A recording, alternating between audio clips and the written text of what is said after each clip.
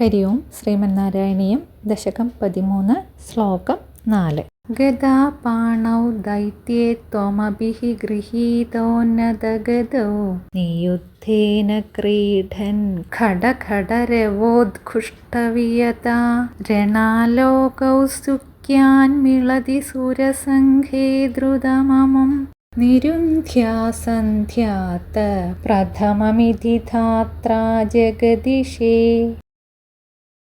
ഹിരണ്യാക്ഷൻ യുദ്ധത്തിനായി കയ്യിൽ ഒരു ഗദയുമായി വന്നപ്പോൾ യുദ്ധനിയമത്തിൽ എതിരാളിയുടെ ആയുധം തന്നെ ഉപയോഗിക്കണം എന്നുള്ളതുകൊണ്ട് ഭഗവാനെ അവിടുന്ന് ഒരു ഊക്കൻ ഗദ കൈക്കൊണ്ടു. ഗദകൾ കൂട്ടിമുട്ടിയുണ്ടാകുന്ന ഖഡഖഡ ശബ്ദത്താൽ ആകാശത്തും ഒച്ചപ്പാടുണ്ടാക്കുന്ന ദ്വന്ദ്വ യുദ്ധത്താൽ വിഹരിക്കവേ യുദ്ധം കാണുവാനുള്ള കൗതുകത്താൽ ദേവന്മാർ കൂട്ടം കൂട്ടമായി വന്നു ചേർന്നുകൊണ്ടിരുന്നു.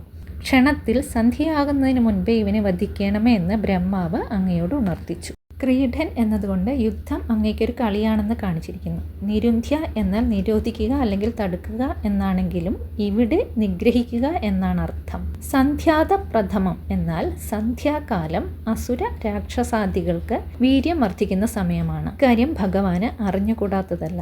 അതിനാൽ തന്നെ ബ്രഹ്മാവിൻ്റെ ഈ മുന്നറിയിപ്പ് കേവലം ലോകസാധാരണമാണ്.